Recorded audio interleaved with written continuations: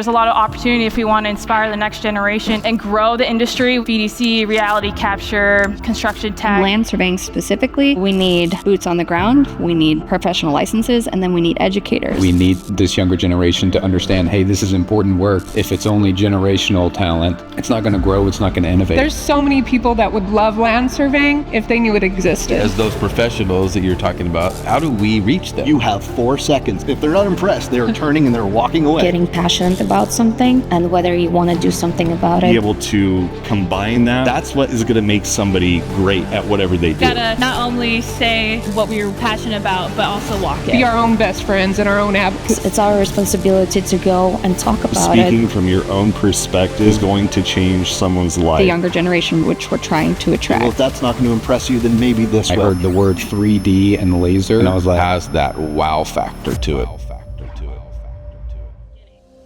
Wow, that was a cool intro. Thanks, Phil and T, RCN, for that. I'm really excited to host this panel today, talking about attracting new talent to the industry. As you guys know, the built environment is constantly changing, constantly evolving, and now we have new generations coming in. So I think it's a great opportunity just to be able to talk about what we're seeing in the industry and just start that conversation of how we can continue to improve not only our careers, but the industry and the people within it itself. So I asked everyone to do an intro and to talk about what generation they are from, because I think that's a really important piece to discovering who we are and how to move forward. So my name is Morgan Drevis. I'm a VDC manager at GTM Construction. I'm a mom and I am a millennial, borderline Gen Zer, but I like to claim the millennial side. Who do we got here? I am Hunter Dupree. I work for ASI 3D Imaging Services as a 3D scanner technician, based out of Franklin, Tennessee, about 20 minutes south of Nashville. And I am Gen Z, representing the Zoomers, born in '99. Hi, my name is Amanda Allred. I'm a vice president of account management at SAM. We're the largest geospatial-only firm in the United States with about 1,500 employees. We have almost 500 licensed land surveyors, and I'm right at the end of Gen X. Hi, everyone. My name is Farah Echeverry. I own a land surveying company in northern Arizona called Echeverry Land Surveying. I'm also a mom of 3, so I think that's a fun piece to touch on, and I am a millennial. My name is Alex Silstowski. I'm the manager of reality capture development and regulation at Eagle Telecom in New Brunswick, Canada. I'm a father of 4. I'm a millennial. When it comes to the education side of things, it's all about spreading the message. Love talking to kids any opportunity I can get. It's wonderful stuff. Awesome. I'm Philip Ellering, and I'm the creative producer at Reality Capture Network, and I am a millennial. Hi everyone, my name is Median Torsenboeva. I work for Core Construction. I do virtual construction for them. I'm not a mom, but I have a dog and a cat. I'm very passionate about technology and how we can utilize it in order to make our work more interesting, more efficient, and valuable. Hi, everybody. My name's Aaron Bird. I just found out a little while ago that I'm a Gen X. Gen X. We thought he was a boomer. Borderline. So I just found that out. I've been a licensed land surveyor for 36 years almost, and so just come from a background of traditional land surveying. Really got into reality capture about almost 20 years ago. I forgot to mention that I'm borderline millennial as well. We can identify with which generation we want to be. But for you that don't know, Aaron is actually Matt's dad, so I just love that he's on stage today and he gets to see the work that his child has done and is continuing to do in the industry. So I want to start with a question first for you. What have you seen in the industry? You've been hiring people for a long time, and what are you seeing now, and what would you say the answer is on attracting new talent to the industry? That's a great question. I came here for answers. It's always been a challenge. I think it will always be our biggest challenge. I think one thing that our industry, and really talking from the traditional land surveying side of things that has kind of morphed into the reality capture with laser scanning and so forth, one thing I think, unfortunately, we have not done well is reach the younger generations of kids before they're already off to college, because by then it's way too late. So I think the education of the kids, there are several programs around the country I know. I don't know about all of them, but I know in my state of California, there's a very few educational programs that teach laser scanning or anything that has to do with traditional surveying, geomatics, and unfortunately, a lot of the students that are coming out of those programs don't have practical knowledge. So a huge challenge that I've seen is hiring those people with those four-year degrees, expecting them to have a certain level of ability, and it's not there. It's been a huge challenge for us in California. I don't know about the rest of the country, but in California, that's been a big challenge for us. Do you think it's important for people to get university degrees? I don't think it's necessary. I think that I didn't go to college at all. I got married right out of high school and started having children, and just learned on the job. So I think it's possible either way. I don't discredit 4-year degrees. I think they're fantastic. They have a true value in a person's upbringing and life. But as far as what we do, I don't believe that it's something that is actually necessary. I would never discourage someone from going to college, but I don't think it's something that's necessary. Yeah, it takes some supplemental skills and experiences. And one of the things is, I know, Phil, you went to Full Sail University, which is an alternate to like your typical college. And what was that like for you? That was an amazing experience and realization that I had in my life, because up till then, I didn't know what I wanted to do.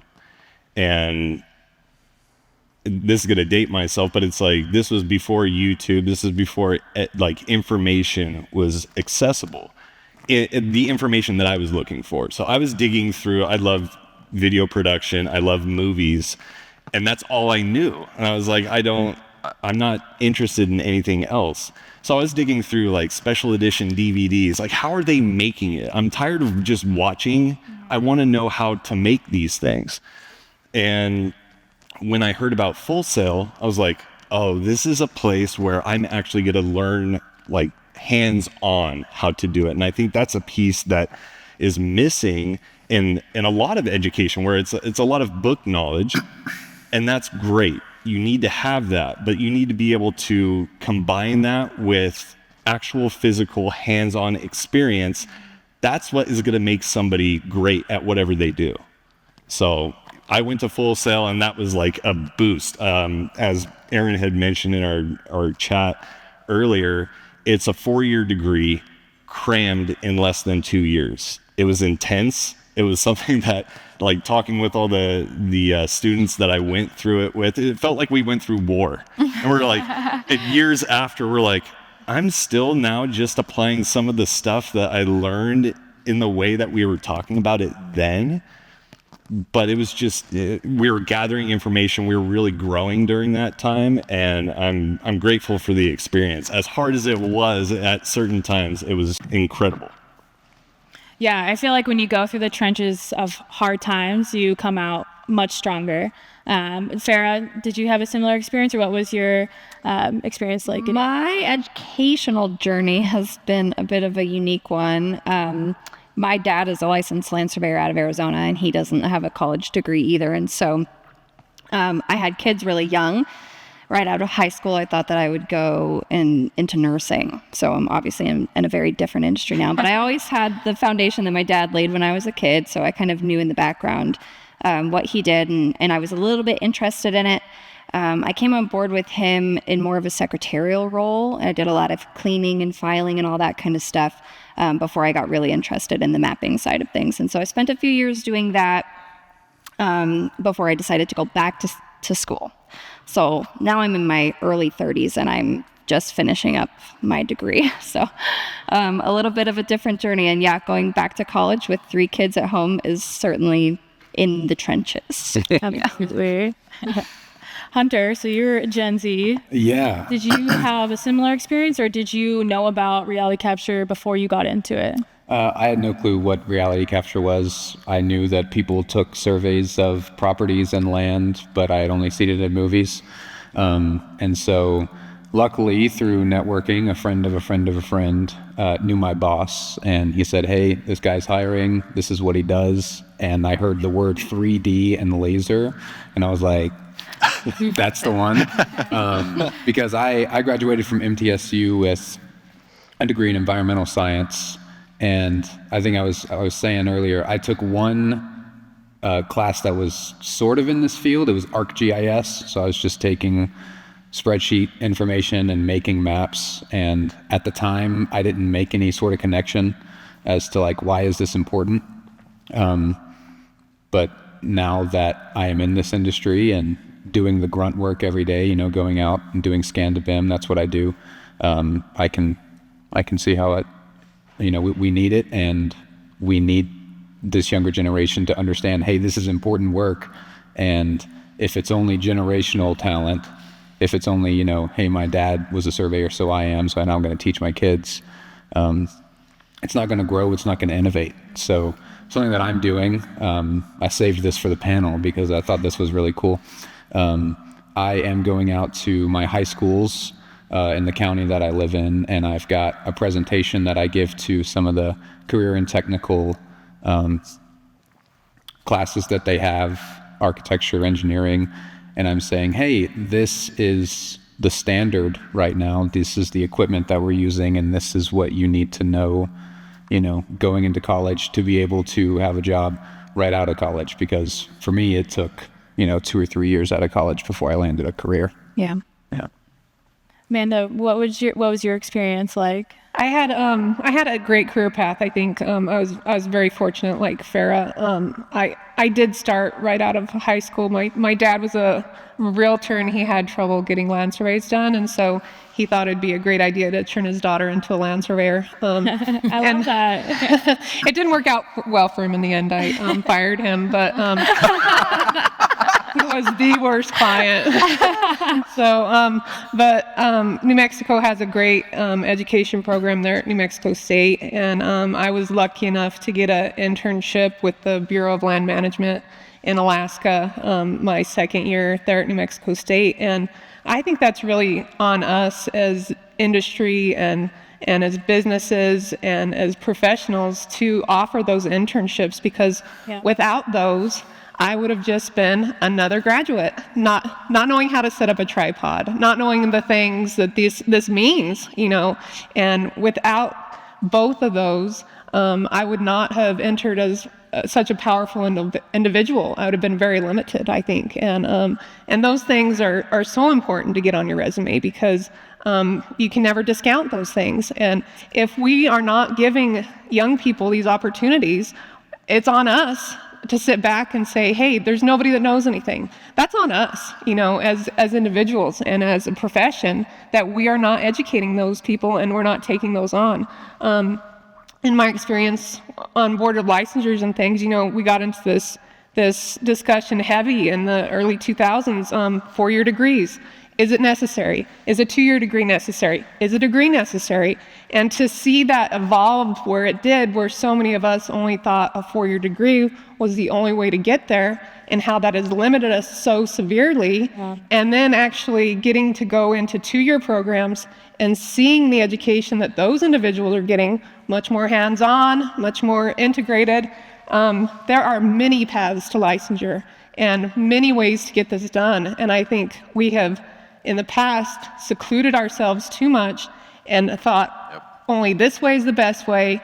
And now if we can open up ourselves up and include others into these paths, there's so many people that would love land surveying if they knew it existed. Yeah. And if we leverage that as professional land surveyors, our numbers will grow. And I saw this in Alaska, where they have actually combined the GIS with the land surveying. And so many of those students come over to land surveying because they didn't know it existed. They love the history and they get hooked on it. And we can sell it in that manner if we be our own best friends and our own advocates for the profession. Yeah. and give the opportunity. I mean, because you still see job postings and it's asking for a 4-year degree or 2-year degree, and I think eliminating that, or at least finding people that you may know that have skills and maybe a different industry or something like that, and say, hey, actually you might be good. We have to be the ones to vocalize that, and really just also follow up with having funds behind that and investing in those people. Yeah, Absolutely. Yeah. if I may, the whole 4-year degree thing, I did get a 4-year degree. I've had multiple conversations with my boss, and he's like, yeah, he'd say the 4-year degree, it looked great, but what I really was impressed by was that you could commit to something for so long. And so he came along with me in the classroom when I was in the high school, in the high school classrooms, and a lot of the kids are like, so do I need to go to college for this? And I would say, I mean, it's not gonna hurt to go to college, and then my boss would speak up and he'd say, what employers are really looking for is that you can commit to something for 4 years and work hard at it. I think a big piece of this particular part of the conversation is trying to figure out with the younger generation, right, which we're trying to attract, what career path are they looking at long term? If they want to be boots on the ground, okay, we're not maybe going to broach the 4-year degree topic right off the bat. In land surveying specifically, we also need more educators. So we need boots on the ground, we need professional licenses, and then we need educators. And so I think there's a level of necessity to the 4-year degree on some level, because it has a trickle-down effect. So not everybody necessarily maybe needs to get that 4-year degree, and not everybody necessarily needs to hit the professional license, because we need a lot of techs as well. So I think if we can ask the right questions to the people coming into the industry, then we can point them in a better direction. That's absolutely right. I mean, you have individuals that spend their entire lives in the field and never want or need to get licensed, or or want to broach those rooms in a college classroom. But it's important to tailor that to the individual's needs and where they want to end up in their career. Others of us, I never wanted to end up just in a tech position ever, and so it was scramble until you get this done, and it was difficult. It was very difficult, but in hindsight, it's easy for me to discount it a little bit, because I have one, you know what I mean? And my husband didn't, and he always felt he needed one. And so it's the give and take there. But he was also a huge proponent for 2-year degrees. And so there's a lot of give and take there, I hear a lot about like circumstantial stuff. Like most of us ended up here in reality capture because of circumstances. Somebody had parents in this industry, somebody just knew someone. I went through school, I went through grad school, and my way was also circumstantial. Like I met someone at the career fair and talked about my skills and stuff, and they thought that I would be a good candidate for virtual construction, which I never heard about before. And although I didn't have any background in construction or all the different devices that we use and technology we use, but going through the internship, like I just showed that I'm able to perform and that I'm able to ask questions and I have work ethic. So no matter whether you have the background in specific field or not, it goes back to the personality and your way of getting passionate about something, and whether you want to do something about it and excel and learn more. What's funny is it goes back to what Aaron was saying, is like you're learning from day one, and we're still doing that, even though there's some of us that go through degrees that are relevant. But that's just kind of an interesting story, and I'm glad you shared that. Mm-hmm. I think it's important to emphasize, though, that there's a lot of entry points into this industry. Yeah. I mean, a high school graduate can get in. You don't need to finish your college degree. In Canada, there's 1-year survey technology degrees. There's 2-year geomatics technology degrees. There's your geomatics engineering degree. You don't have to finish your degree in order to have the working knowledge to get you started. It very much depends on how far you want to go. But if you don't know, you can start at the bottom and pick your passion afterwards. Yeah. It's a safe place in the fact that you don't need to choose today. You can choose in 5 years. So I think then the question, as far as it's relevant to the topic, is how do you even get to the people that you need to get them to start at the bottom, even at the bottom? Yeah. Well, I really love Get Kids in a Survey and Brian Keenan. I think that's a wonderful thing because you're right. The generation that's coming is hard to attract. And so we're skipping the generation to try to get them instead. Or as well, I guess, would be the better way to say it. But being able to focus it to them. And I love point clouds because they sell themselves. Kids, as a matter of fact, are a wonderful way to train any of your staff. A point cloud will bring them to the table. You have 4 seconds to tell them what you do. And if they're not impressed, they're turning and they're walking away. And you're like, well, I'm not going to see you ever again. I'd like to challenge you on this one, actually. Let's make it more interesting.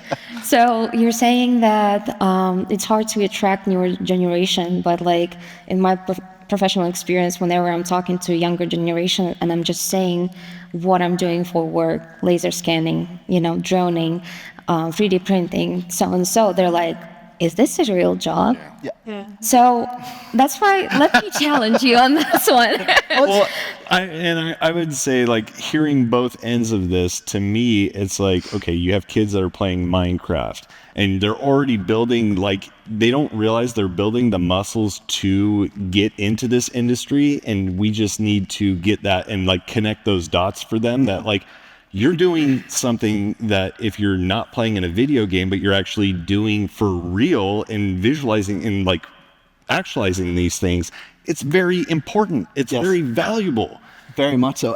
One of my favorite things to do with the classes is photogrammetry, just close range photogrammetry with your cell phones. It has no intrinsic value in the moment other than as a learning experience, but you learn how to create a digital asset, you learn how to bring it in, you learn how to label it, manipulate it. I mean, it's not related to land survey technically in that moment, but it's the start. It's their way of, they're tangible to understand, learn, and grow.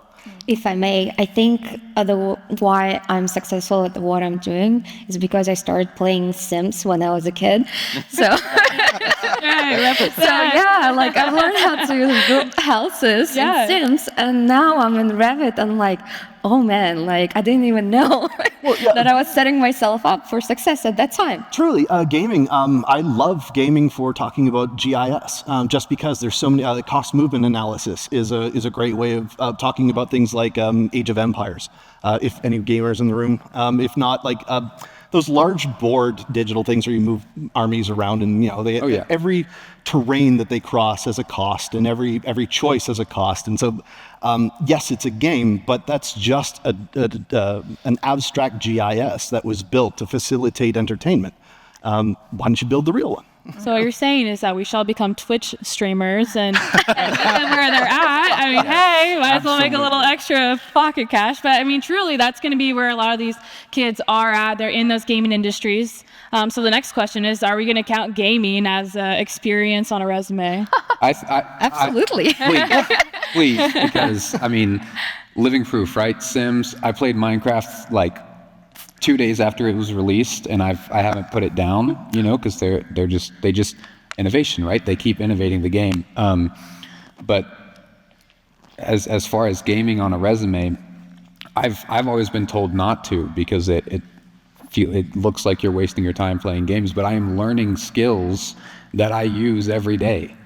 So You prove that you can sit 8 or 10 hours with the computer. 8 hours. That's a commitment. That's a dedication. That's a good point. I'm so glad that none of the rest of my kids are here. But like you guys have brought up Sims, and it's funny because I'm like, I played that for a really long time too. But the thing is that like I played that game, and then you get like cheat codes, and then you can build all this stuff. And I got to the end of that, and I really realized, I was like, I want to do something that has value, because you can collect all this stuff in the game, you can get all the cool, like the mansion and all that, but at the end it like loses its value if you're not giving to something. Yeah. And then you could get to the end of that and say, all right, I wasted my time playing this game. But if you come to that realization, and then you start focusing yourself in a way that gives to other people, that is amazing. That's powerful. And that's what I look at with the alpha generation. I think they're going to be the ones that look at, okay, maybe the Gen Zers spent all their time on these platforms, but what did they do? What did it accomplish for anybody? And maybe they'll be the ones that, if we take some of the points that were made today and help them put those tablets down, because they'll always be there, that we can go, well, what are you going to do with this? What are you going to accomplish for the world? Are you going to build hospitals? Are you going to change people's lives? Are you going to get schools built? Are you going to get highways built? What is this going to accomplish in the end? And that's my hope for them. I have one in my home. And I hope, because deep down, he wants to change people's lives. And that's what warms my heart, is put your tablet down and get out there and change people's lives, but utilize it at the same time too, because he does have the stamina to be on there, I think that's an important piece to touch on too. And I think as industry professionals and leaders, we all kind of need to, and everybody in the room, of course, as leaders, need to think about your personal best way to reach a particular demographic. So if for some people it's, in my industry, it would be get kids into survey. Some kids or some professionals are really great at reaching out to kids, elementary level. That's not where I would place my strong suit. I would probably put it more at the high school and early college level. So you need to have some people in the industry that are educating younger kids to at least make sure they're aware of it. And then you need other people to step in as they get a little bit of older to help put some meaning behind what they're excited about. I hear all the time, these kids, they don't pay attention. They've got, 2-second attention span. But if they can play a video game for a really long time, they're proving the exact opposite of that. It's interest.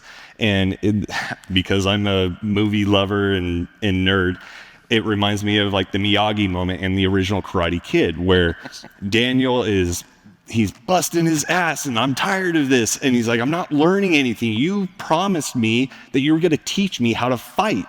Miyagi, in his wisdom, is like, stand up, sand the floor, and he's able to block it. These kids will be able to do what they need to do if they get to the point where they realize, like, okay, I am wasting my time if I utilize it this way, but there is so much purpose and value, and I already worked out those muscles. I can be important over here. I'm not being important to anybody, or I'm not being useful to anything over here. Yeah. They're going to make that decision. Minecraft is another one, a really good example of that, because there's so many different plugins that you can use to train children on how to code or mechanics, or there's so many different modules to just put in front of them to understand it before they even understand what the principle is. And it's amazing. Yeah, my boss is sitting right here front row. He has 3 boys, and he plays Minecraft with them. Yeah. And he just told me today, he's like, we're going to make a world, and all 4 of us, we're going to build a large house together. And I was like, that's why I work for this man. That's awesome. Yeah, definitely. Was that like that did you have any gaming experience? Me? Did you have to talk to Matt about his game? Have you heard of Pong? Ancient relic. Yeah. Matt played a lot of games. Matt played a lot of games. I have no idea which ones, but yeah, a lot of them. So I think the question here, we've heard a lot about all the different aspects of the younger generation. So how do we, as those professionals that you're talking about, how do we reach them? What is it that we can do? How do we get in front of them? How do we reach them? How do we make them aware? Because we've heard 3 or 4 different times people say, had no idea what this was. I have no idea what reality capture was. I sat on a plane next to a guy on the way out here. Hey, what do you do? Well, let me explain it. So there's, audience. and you go and you have to try to, and you just see them just glaze over, and they just have absolutely no idea what you're talking about. And you try to explain things in the simplest terms. Mm-hmm. I mean, most people have heard something about land surveying. Most adults today would know something about land surveying, but kids, no idea. Reality capture, laser scanners, no idea. So how do we get it in front of them, I think is the main question for us as an industry, so that we don't end up, so that the reality capture industry 30 years from now doesn't end up where the surveying industry is now. One thing that we were able to do in New Mexico, while I was president, I was lucky enough to take my young son. He was 8 or 9 at the time, and I'm sorry, I always get upset when I tell this story because it hits me in the heart. He was 8 or 9 at the time, and I was president of the New Mexico Society. And if you've ever been to a land surveying conference, it's a lot of fun. Yeah. You know, we're kind of geeky too, but you bring in all the cool tech, and all your friends get together and you talk surveying. But when you have a captive audience in your home, it's a boring endeavor to tell them what's paying the bills. And so when I got him there, he was like, "This is so cool. I want to be a surveyor." And and he had all the swag on, and he was going to all the vendors, and he was wearing the t-shirts, and I was just like, why didn't I do this before? I was never going to sell this kid on surveying, And so I went home, and you always have to write your letter at the end of the thing, and I was like, I'm going to start this program. We're going to call it the Olin Project, and where everybody can bring their kids. Because on Saturday morning, when you're at the conference and your wife or your husband is upstairs with the 3 kids and they're trying to go to the zoo or do something, why aren't they down here, checking out all the vendors? And so I have this idea, and my good friend David Acosta actually did all the legwork.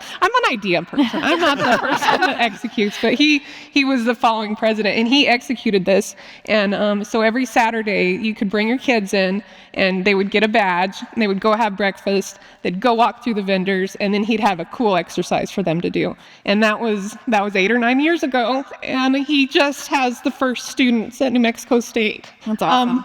This year. And so Absolutely. I'm really proud of that. And there was a gentleman from Maryland there, and he actually replicated it, and he calls it the Atlas Project in Maryland. And so, it's simple things like that we can do. And I'm really excited because it's people that are doing things like this, little bits that I think are going to catch up for us in the long run. Because Dustin Garner, an employee of SAM, is actually reaching out to foster kids, and it's a huge passion of mine to reach out to people that don't know about this industry, because it can change people's lives. And that is what's powerful about this. You can have an extraordinary income. You can be a very professional person. You can change your family's lives. You can give them generational wealth. But they will never know if you don't sit in the room and talk to them. And he's physically going to these foster kids and telling them about this and making it fun and making it cool. And I think if we can all learn maybe just a little bit what everybody else is doing and try it just a little bit, we can make a huge difference in 8 or 10 years from now. Definitely. Yeah. To answer your question, I actually want to refer to Morgan's presentation. I love the way that she said that we need to start with ourselves. And legendary Michael Jackson said, if you want to change the world, take a look in the mirror and start with yourself. So with that being said, it's on us, it's our responsibility to go and talk about it. It's our responsibility to talk about it with passion. If we're just talking about it oh my God, this is another thing that I'm doing, nobody would be inspired. Nobody will have that fire. For you to grow, you need to see inspiration. You need to have motivation. And to have that, you need to see that sparkle in someone's eyes to start off with that. And while we were discussing this here, what came to my mind is we have Boy and Girl Scouts. Whatever they were learning maybe 50 years ago is not applicable. Why not to start surveying with Boy Scouts? That's part of the mapping. This is how you learn terrain. It's very interactive. You have technology. So if this idea ever makes it through, I'll donate all the money to the charity. No, that's a great point. They do have a merit badge for Boy Scouts, but they need one for the Girl Scouts. For the Girl Scouts. Yeah. No, that's a great point. Yeah. Sounds like we need we need a gamer to create a game that you can import point clouds into, that the kids can actually build models on the point clouds. And they can start with their phones, Xbox. with the LiDAR, because everyone has iPhone. Well, most of the people have iPhone, and it has the LiDAR. So you can use that technology in order to learn about what's around you and then measure things and Yeah, Polycam is really great for that, where it's accessible on your phone and you can do it at home. They have free trials, and it's a really good way to introduce that and kind of explain what survey is to a small degree, or reality capture at least. Truly. I love recommending that as like an intro to. I go ham whenever free when we start talking about software, because there are just so many tools for them to get started with. Polycam being one of them, but Luma AI is so easy. But there's so many different ones. Reality capture being another one. It's just it is fun going into universities and high schools and saying, the technology that we're using and what's useful, but it's the ones that come to me afterwards, and I'm like, I'm interested in this. Then you want this, and this, and this, and this, and this, and then come and call me. Yeah. And it's and they do, which is lovely. And even if I'm hooking one every 3 months, that's still a win for the industry, really. Definitely. Yeah, it's just the relentless pursuit of that. I mean, there's going to be a bunch of different organizations that do that, and there's always going to be room for more. So it's us taking our own ownership of that, getting our company to sponsor bring your kid to work days. I don't really see that happening very much these days. I mean, at least where I'm at, but this maybe happened once 5 years ago, but it's really important because the kids just see that you're gone all the time. And if you're just gone, they're not seeing what you're actually doing, what you're actually building. And since we're in a built environment, we have the opportunity to go and do that and not just show that we're pushing buttons on a computer or pushing papers around. So I just love that idea of bringing a conference or having your kids come to a conference, because this is where we feel inspired. So why not bring our kids here? Matt, next year. Last year, he actually brought all his kids. He did, did they? They'll be here tomorrow. Oh, okay. Yeah, I brought my daughter to Rev Up.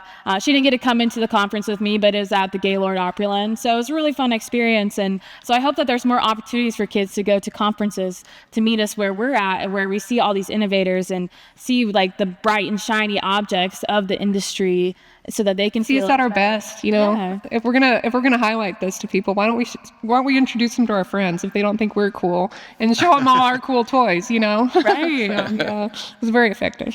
Yeah, you'll be able to see those light bulb moments. And I think that's just so important for the way that this career is rewarding, is to see that on other people.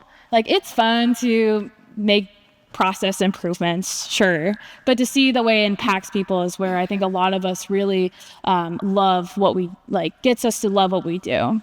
And really taking the time to talk about what we do to people that aren't necessarily like us or fit the mold either, because a lot of the time when I was flying in and out of Alaska a lot, and out of El Paso in particular, I would sit by military people, because Fort Bliss is right there and there's a huge population of military people, and I would sit by them, and they weren't part of my demographic, and just did not have lives like me, and they would ask me, what do you do? And I'd be like, well, I'm a surveyor. And I'd be like, right on one of those. He was like, yeah, I do that every day, except on the military side, and then it's taking the time to say, well, you got a lot of skills, and when you come out of the military, what's your plan?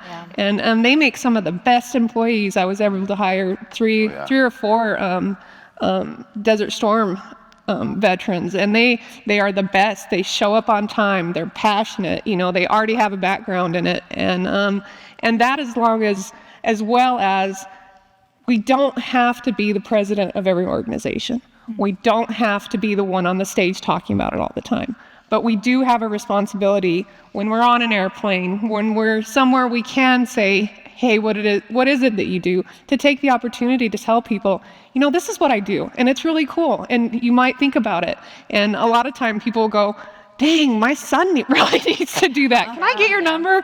I think he really needs a job so we can get out of my basement. And I'm like, yeah, but I don't really want but that all leads into, but it is our responsibility to be the advocates for our profession, because you all don't want to end up like land surveyors and be the only ones left, and there not be anybody to fill those spaces, and we be so desperate. We're working on that. Yeah, and it's changing who we are. We are not naturally these people that sit on the stage and do these things, but we all have to try and do our part. I keep reading the topic of our panel, attracting new talent. So I'd like to define what's talent, right? Everybody has their own understanding of it. So we already discussed how to like inspire people with what we do. That's one of the component. But the talent, it's not. According to ChatGPT, talent is combination of skill, attitude, and aptitude. So if you have those three things, a trifecta, you can go to any industry and shine and grow and be successful. Because if you have right attitude, even if you fail, you keep standing up and doing, it over again and better, like making it better, learning more, and then becoming more stronger, more knowledgeable, and so on. So, which with that comes the knowledge. And then once you have all those three things, you can go to any industry and be good at it. So it's good to attract people, but at the same time, like if they don't have those three things, then maybe you're wasting time having that person on your team. You can only spend X amount of time inspiring someone, but if they don't show up and actually perform, what's the purpose, right? Yeah, I love that you bring up the military. My husband was in the Army, and he got out of his first contract, his 5-year contract, and he's like, okay, what am I going to do now? And I think there's a lot of men and women that come out from the military that have learned discipline skills. They've gone through the trenches, and that would be a really good opportunity to reach those people. And there's a lot of programs to help them go through apprenticeships and things like that. So that's a great idea. I'm glad you brought that up. Yeah. And Sam has really innovated in that part of the industry. I can't remember. They're going to be so mad at me because I can't remember the name of the program, but SkillBridge. Thank you.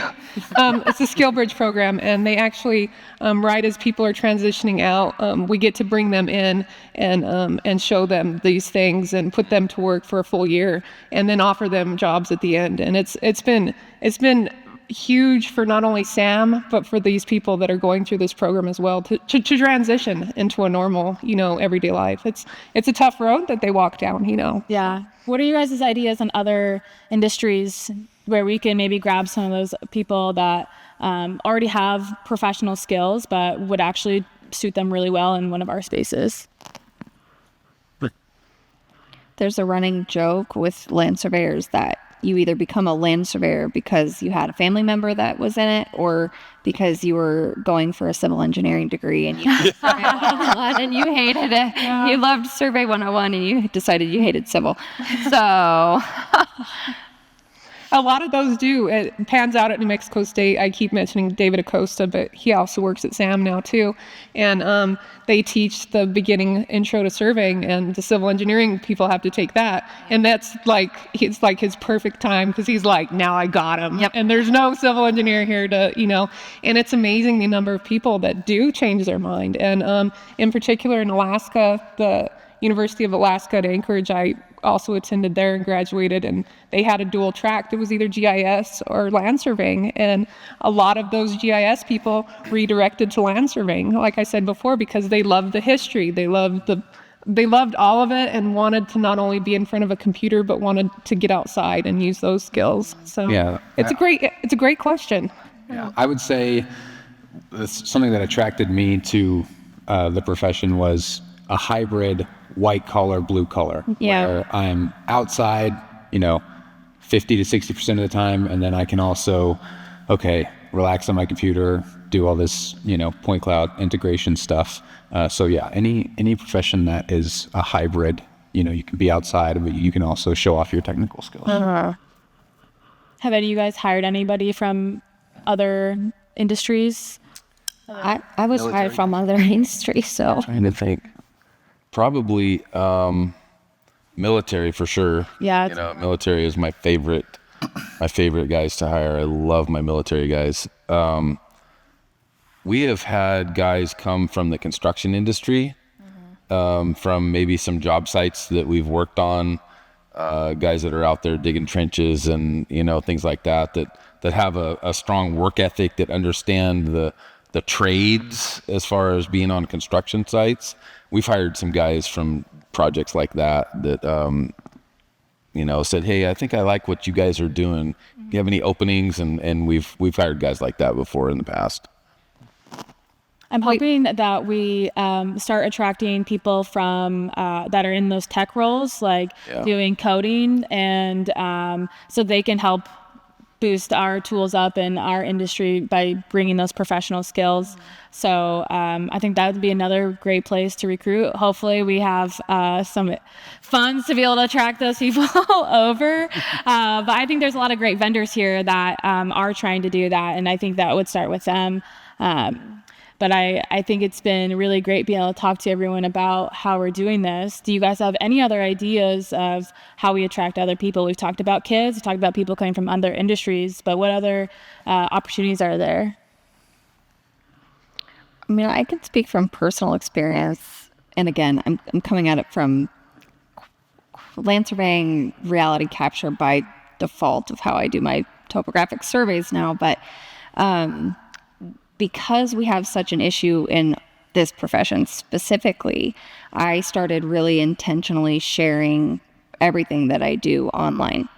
And there aren't a lot of people in the geospatial space that are doing that. And the younger generations are all online. So if you're doing something cool at work, a great way to reach people is to post about what you do on the internet in an authentic way, to show the fun things that you get to do and some of the problems that you face and how you solve them. And that's been really beneficial. I have people reach out to me on a daily basis that are like, I had no idea that this kind of stuff was involved in what you do, and I would like more information, or how do you go about becoming a surveyor? And so I think having industry professionals be a little bit more willing to share on social media, I know that can be taboo, but I do think it's one additional way to reach new talent. Yeah, that's a great point, because that's where a lot of those kids are. Are you doing that just on LinkedIn? Or are you going like TikTok, Instagram? I love that. So we have our first influencer in this. That's a fantastic point, though, because I mean, we're all sitting here right now because of social media, right? Because of Matt and his LinkedIn world. So that's a very, very great, that's a great point. And you're not seeing a lot of that from our industry. Nope. It's us elders that are, I mean, I think it can feel a little bit cringy sometimes to put yourself out there and post, and you always kind of make fun of the kids that are walking around like videotaping everything, but it does have a huge impact, and maybe we just have to get over that feeling of being a little bit uncomfortable for a moment to reach those younger generations. I love that. Not only younger generations, but like anyone. That's so true. If you're just sharing your experiences and what you do at work and just utilize your storytelling, that would definitely, find listener and maybe someday a talent that can benefit, bring the value to the industry. Yeah, it is interesting to note that the Center of Geographic Sciences was the first college that I went to. The average age of a student there was 34. Okay. So most new talent isn't necessarily young talent. Yeah. Yeah, that's a great point to make, that we're not just looking at younger generations, but people that are around us that are looking for something that could be a better career, stepping their life up. Maybe they need to make more income for their families that they're raising. Are you seeing something similar in Canada where the surveying industry is older and there's not? Yeah, that proverbial race to the bottom is very much still alive. And of course, it causes problems. The engineering firms that take on land surveyors tend to have a lot more success than the land surveying firm. Definitely. It is a shrinking industry, but it's growing in the reality capture portion. So it's like completely ironic. In one portion of the talent pool that we don't think a lot of, I mean, everybody complains that they can't find anybody to hire. They can't find any good graduates. One thing that Farrah and I have been exposed to, fortunately, through NSPS is the international community. And Puerto Rico is not the international community. It is part of the United States. And they actually have a huge program down there with great graduates. And one thing that we're seeing even in large companies is selling those people to our internal people that might have biases they're not even aware of. And so you might have a great candidate that, went through this huge program, has gone through internships, has worked there, done this, and they're from somewhere that somebody isn't familiar with, but then I have somebody over here that might have graduated from a similar alma mater that has a similar demographic, and they will immediately go to this person and not even interview these other people. And so if I don't have this person at all, and then I have a whole bunch of these, and nobody even wants to talk to them because of their own biases, that's what we have to get over as well. We can complain that there's no talent out there, but I guarantee you, I have a ton of people that are looking for jobs and are ready to work internationally. I made a great friend in Poland, and she's in the United States now, but when I try and talk to people about hiring her, she's from Poland. She graduated from the University of Maine. She's licensed in Maine. She's about to get licensed in Washington. And they just go, yeah. But because it seems like a lot of work for them to get used to somebody that's not like them, that they would have to maybe change who they are to adapt to a new employee, instead of somebody that was right from down the street, that graduated from their same alma mater, that they have all these things in common with. We are shutting the door to so many people because of our own internal biases. That it's so unfortunate to me, and I can continue to see this happen. And if that's a problem and you need people, call me, because I know people that want jobs that aren't getting jobs that are extremely well qualified. If I may, I have an interesting thought. So how many of you spend time on social media or watching videos? Everybody. Everybody, right? Always are, yeah. So, and with that, like, everybody spends time watching stuff. And I would like to go to Philip. Philip is the director, the producer. He's capturing everything through the camera and making the story through the visual, right? And when we're talking about a built environment, part of it is the reality capture. Everybody has, most of the people have phones and they take pictures. So they would like to know probably how to make it better, right? Through looking at, for example, content that you guys do at RCN. Whenever you go online and you see the stuff that they're doing, I'm pretty sure most of the people say, wow, that's cool. And that effect of wow, it will touch the younger generation, the current generation, the older generation, because the wow effect. Our elders. We had to get it in there. But you're the dad. I love it. But going back to my thought is that we're all part of the reality capture. We're all part of building something in one way or another. We're building, I build buildings. You guys build, you do the surveying. Some people build, dinners and stuff. So building is just like the general concept of creating something. And there are different ways where you can apply this, concept of creation. Mm-hmm. So everybody, I would say that most of the people love to create, whether it's a video, whether it's a surveying, whether it's a building, whether it's a movie or something. So I think the more we create better content and we talk about it and we show it visually, that will all encompass and attract the newer generation who would want to join and be part of this wow. So I think I'll encourage everyone just to be a little bit passionate about what you do, and I'm sure somebody will get inspired just like we did. Yeah. Yeah. Absolutely. It's all about creating, and every one of us has that in us where we want to create something that's impactful. So it's just giving people opportunities to do that. So we have a few minutes left here, and so I want everyone to have an opportunity to say their final words. But we'll start with Hunter here. What would you say is your number one advice for attracting new talent to the industry? Or get in front of them. Go to career fairs. Reach out to local schools who may or may not have career and technical classes and say, hey, this is what I do. This is the industry standard. And your kids need to know it if they want to get hired. Absolutely. All right, Amanda. And I would encourage people to get on board with what other people are doing, because it can be intimidating to walk into a middle school for the first time, and not have those sorts of experiences. But somebody in your town or your state is doing these things, and get in with them and go do it with them a few times and get some reps under your belt, and then start doing it yourselves. Oh, yeah.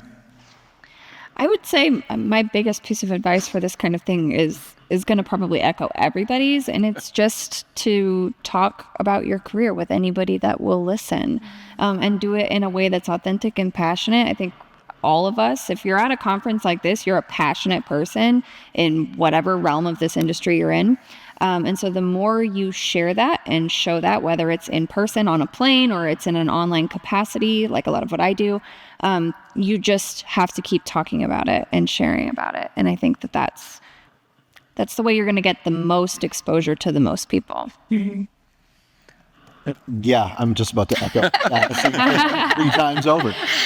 Yeah, getting in front of them is really it. They don't know you exist, so you have to do it. If you get in there and you speak to a room and you've got nobody that comes out of it, that's fine. I've never been hurt by going into a school, well, not physically. Obviously. Yeah, they suck. But yeah, no, you have to get in front of them. You have to be passionate about it. Keep a model in your phone.